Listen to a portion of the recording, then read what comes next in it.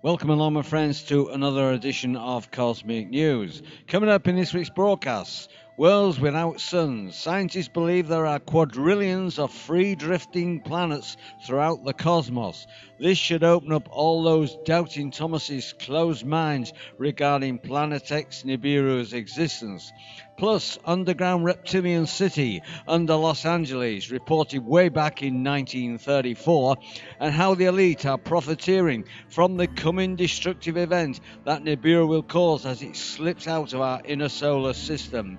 Okay, into this week's news. This first report, I believe, should prove beyond any shadow of doubt that free-floating planets like Planet X Nibiru are very common in the cosmos and should be taken very seriously. In fact, according to this following report, there could be quadrillions of these nomad sunless planets drifting throughout the cosmos, some small, but others as large, if not larger, than Jupiter. Now this should open up all those closed-minded doubters out there to the existence of Nibiru. Nibiru does exist and is in our inner solar system right now and has been for over a decade, and is having adverse effects on our whole solar system, planets and the sun, and most importantly our own planet Earth. Okay, into this report. This report originates from universetoday.com, titled Worlds Without Suns, and Nomad Planets Could Number in the Quadrillions by Jason Major, and this was posted on May the 30th, 2012. Not only is the idea of mysterious lone planets drifting sunless throughout interstellar space an intriguing one, but also the sheer potential quantity of such worlds is simply staggering. If some very well-respected scientists' calculations are correct, there are more nomad planets in our Milky Way galaxy than there are stars. A lot more, with estimates up to 100,000 nomad planets for every star in the galaxy. There could be literally quadrillions of wandering worlds out there, ranging in size from Pluto size to even larger than Jupiter. That's a lot of nomads, but where did they all come from? Recently, Kavli Foundation had a discussion with several scientists involved in nomad planet research.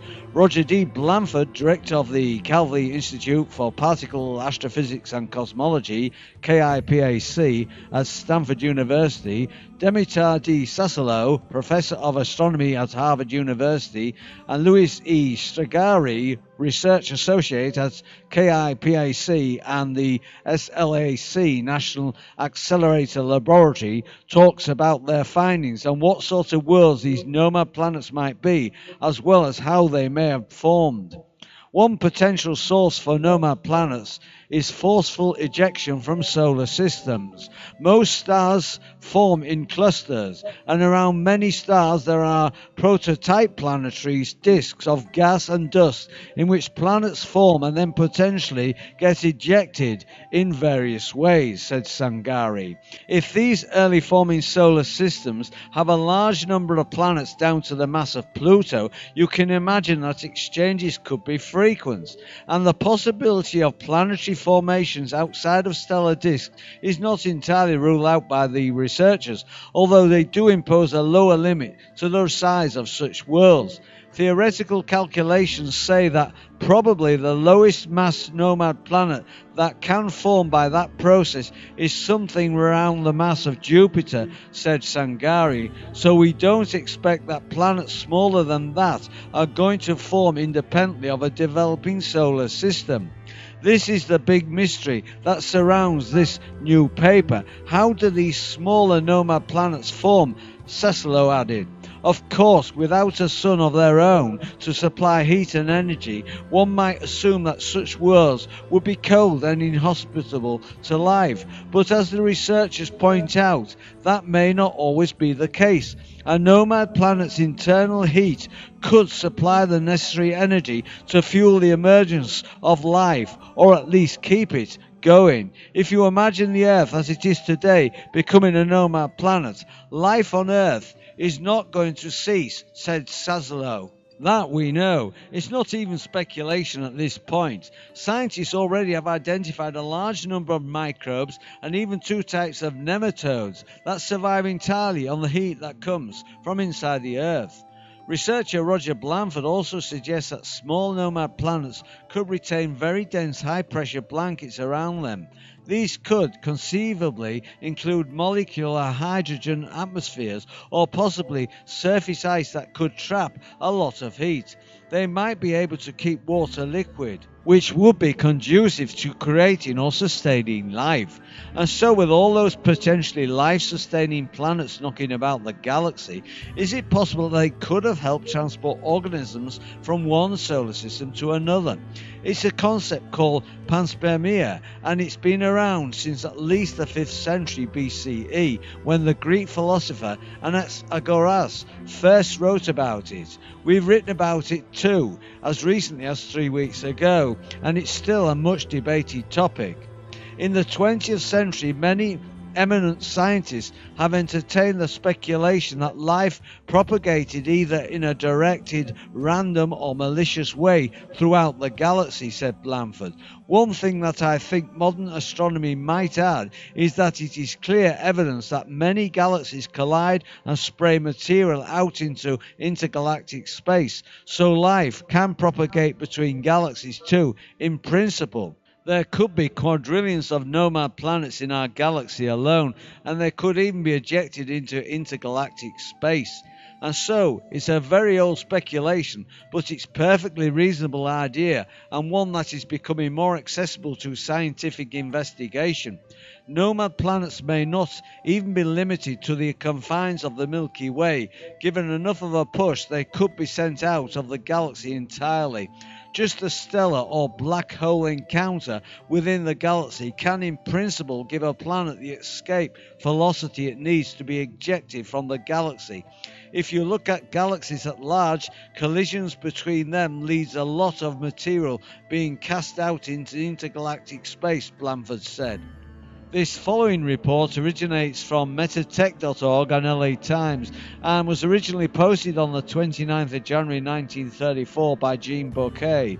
Busy Los Angeles, although little realizing it, in the hustle and bustle of modern existence stands above a lost city of catacombs, filled with incalculable treasures and imperishable records of a race of humans further advanced intellectually and scientifically than even the highest types of present-day peoples, is the belief of G. Warren Schulfelt, geophysical engineer, now engaged in an attempt to wrest from the lost city deep in the earth below Fort Moore Hill the secrets of the lizard people of legendary fame in the medicine lodges of the American Indian.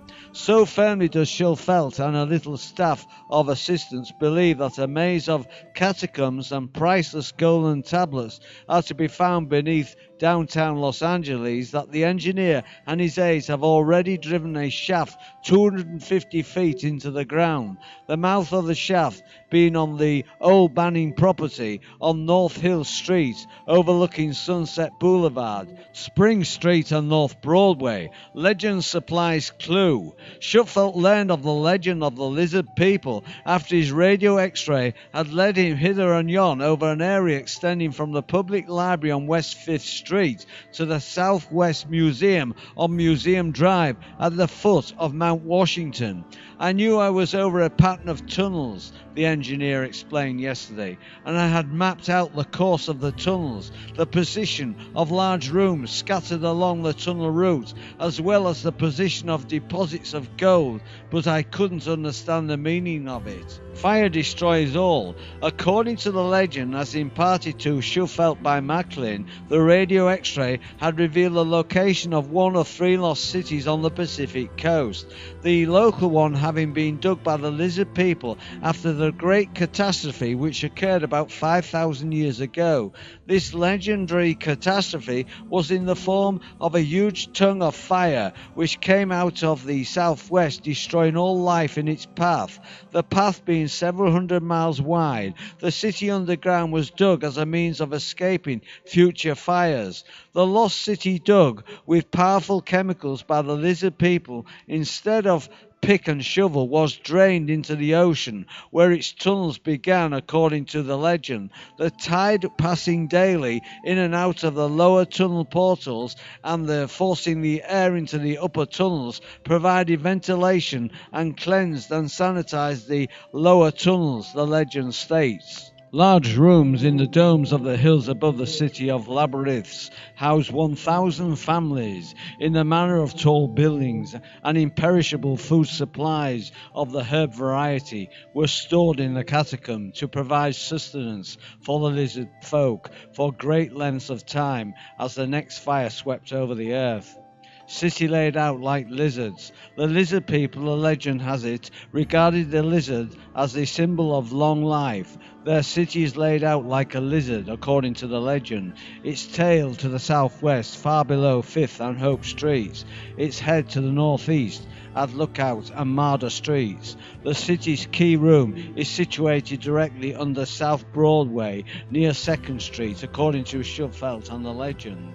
This key room is the directory to all parts of the city and to all record tablets. The legend states all records were kept on gold tablets, 4 feet long and 14 inches wide. On these tablets of gold, gold having been the symbol of life to the legendary lizard people, will be found the recorded history of the Mayans on one particular tablet. The southwest corner, which will be missing, is to be found the record of the origin of the human race. Tablets photographed. Schufelt stated he had taken X-ray pictures of 37 such tablets, 3 of which have had their southwest corners cut off. My radio X-ray pictures of tunnels and rooms, which are subsurface voids, and of gold pictures and perfect corners, sides and ends, are scientific proof of their existence, Schufelt said. However, the legendary story must remain speculation until unearthed by excavation. The lizard people, according to Macklin, were of a much higher type intellectually than modern human beings. The intellectual accomplishments of their 9-year-old children were the equal of those of present-day college graduates, he said. So greatly advanced scientifically were these people that, in addition to perfecting a chemical solution by which they bored underground without removing earth and rock, they also developed a cement far stronger and better than any in use in modern times, with which they line their tunnels and rooms. To view the full transcript, go to my website endtimes23.com, where I've posted the link.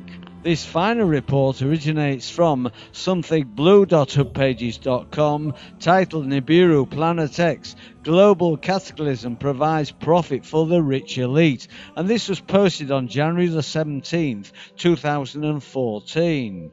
Conditioning the sheeple. The global elite governments worldwide and mega corporations have aligned themselves for the last 25 years to reap huge profits from the sheeple based on insider information on global cataclysm, the hype of global warming and climate change, and the foreknowledge of the coming pole shift. This article, Nibiru Planet X, January the 17th, 2014, Global Cataclysm Provide Profit for the Rich Elite, will show beyond a shadow of a doubt just how we have been betrayed by our world leaders, and will explore the careful maneuvering of the rich elite to assume complete control of the public resources. In 1983, NASA announced to the world that they had finally found Nibiru Planet X on the fringes of of our solar system. This made the front page of the Washington Post and New York Times.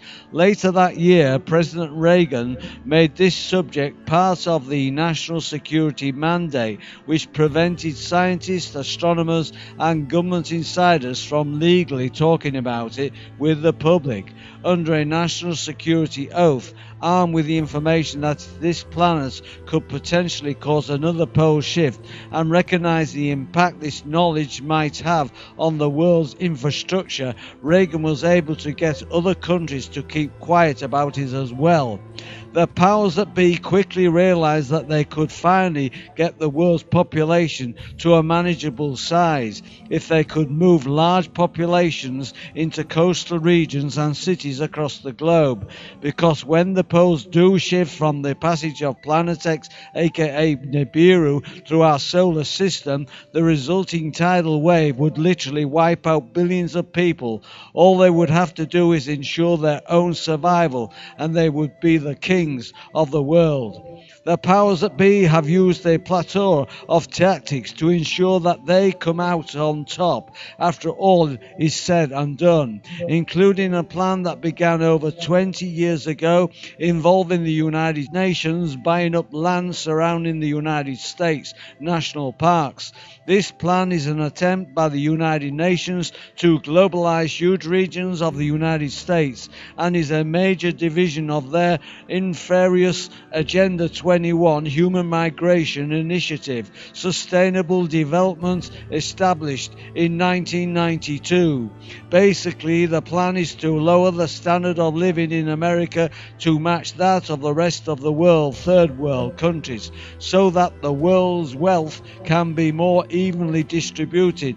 Most people call this communism. The plan has allowed the United Nations to buy millions of acres of uninhabitable national park land in the United States and control it with their own private army or security forces. By doing this, they can then force citizens living in rural areas to move into closer, tight-knit population centers and pre-made FEMA camps. They are poised to reap huge profits in terms of supplying energy, food, water, and other resources to a needy public as the global cataclysms continue to increase in numbers and intensity.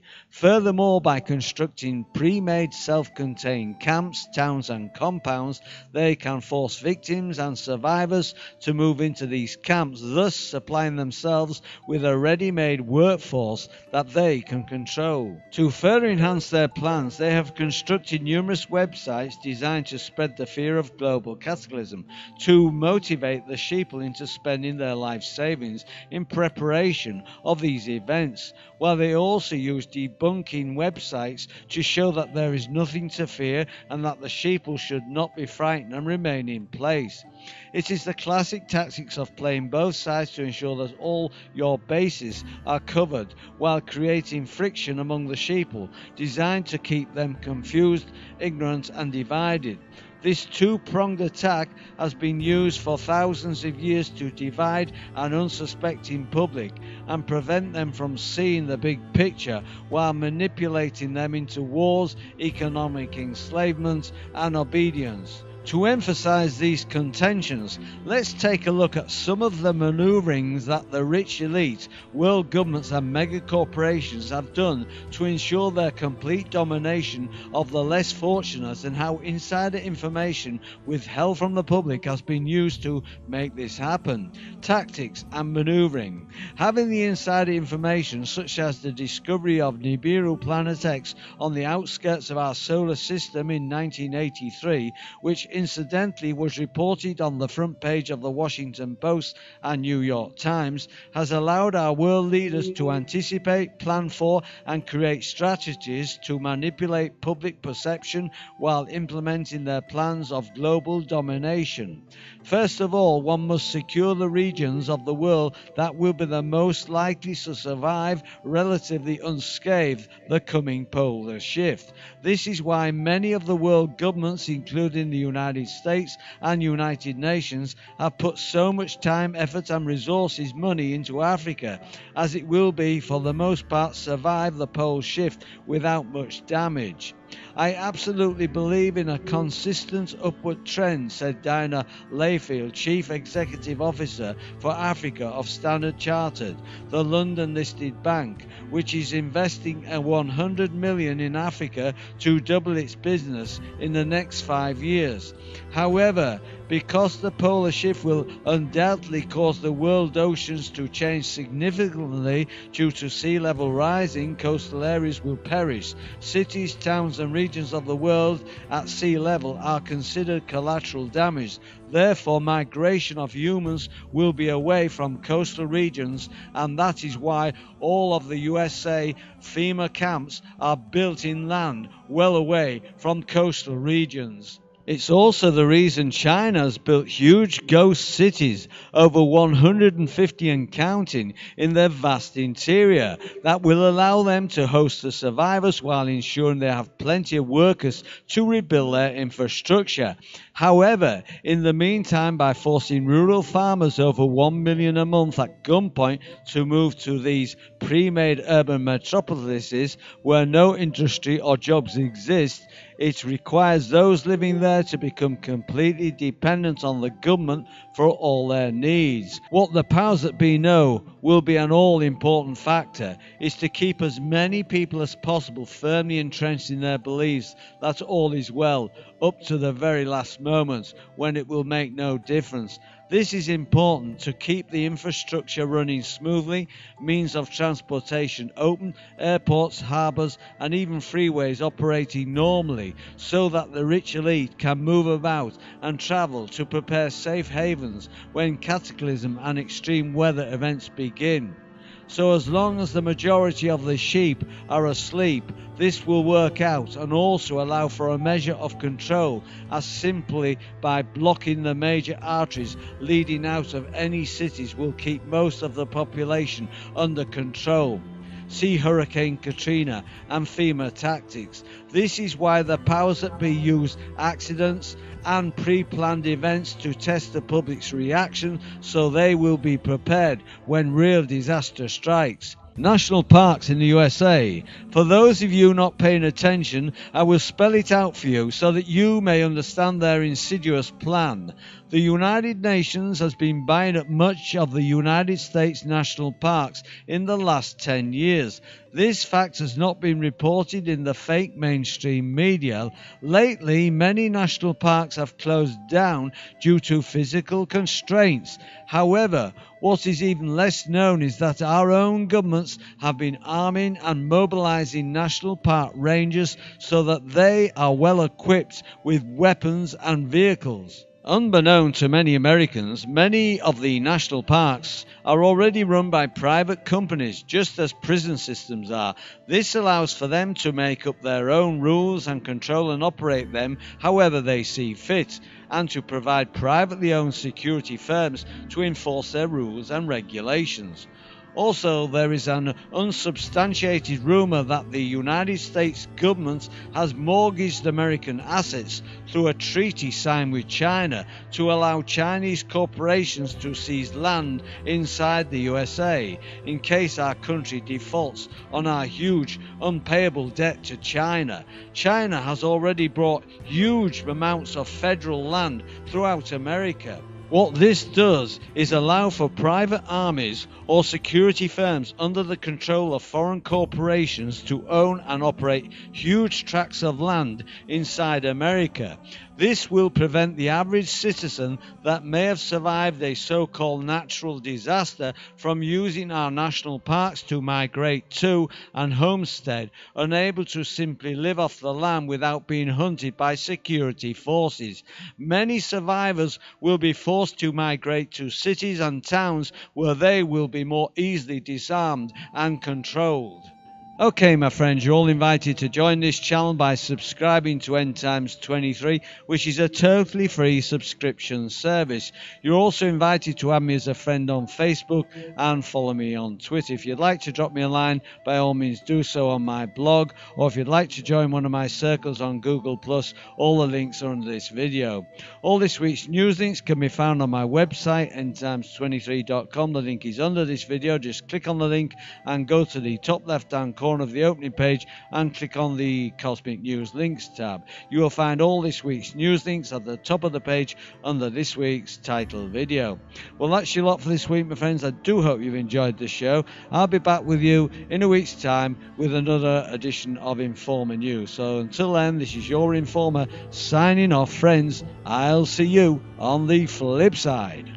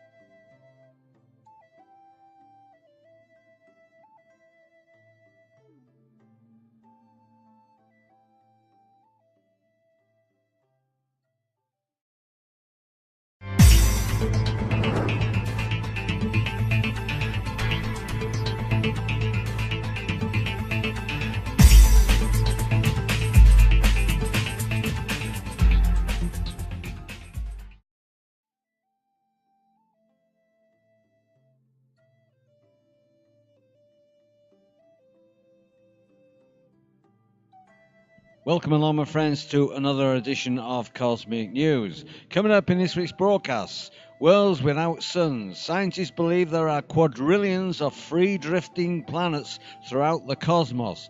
This should open up all those doubting Thomas's closed minds regarding Planet X Nibiru's existence.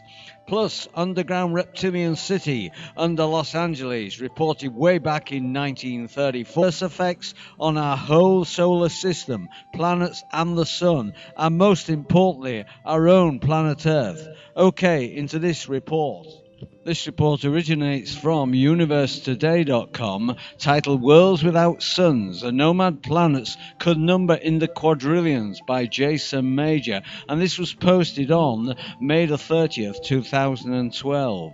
Not only is the idea of mysterious lone planets drifting sunless throughout interstellar space an intriguing one, but also the sheer potential quantity of such worlds is simply staggering. If some very well-respected scientists' calculations are correct, there are more nomad planets in our Milky Way galaxy than there are stars. A lot more, with estimates up to 100,000 nomad planets for every star in the galaxy. There could be literally quadrillions of wandering worlds out there, ranging in size from Pluto size to even larger than Jupiter. That's a lot of nomads, but where did they all come from? Recently, Kavli Foundation had a discussion with several scientists involved in nomad planet research. Roger D. Blanford, director of the Kavli Institute for Particle Astrophysics and Cosmology, KIPAC, at Stanford University, Dimitar D. Sasalo, professor of astronomy at Harvard University, and Louis E. Stragari, research associate at KIPAC and the SLAC National Accelerator Laboratory, talks about their findings and what sort of worlds these nomad planets might be, and how the elite are profiteering from the coming destructive event that Nibiru will cause as it slips out of our inner solar system. Okay, into this week's news. This first report, I believe, should prove beyond any shadow of doubt that free-floating planets like Planet X Nibiru are very common in the cosmos and should be taken very seriously. In fact, according to this following report, there could be quadrillions of these nomad sunless planets drifting throughout the cosmos, some small, but others as large, if not larger, than Jupiter.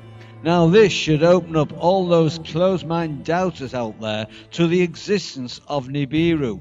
Nibiru does exist and is in our inner solar system right now and has been for over a decade, and is having adverse be as well as how they may have formed. One potential source for nomad planets is forceful ejection from solar systems. Most stars form in clusters, and around many stars there are prototype planetary disks of gas and dust in which planets form and then potentially get ejected in various ways, said Sangari. If these early forming solar systems have a large number of planets down to the mass of Pluto, you can imagine that exchanges could be frequent, and the possibility of planetary formations outside of stellar disks is not entirely ruled out by the researchers, although they do impose a lower limit to the size of such worlds. Theoretical calculations say that probably the lowest mass nomad planet that can form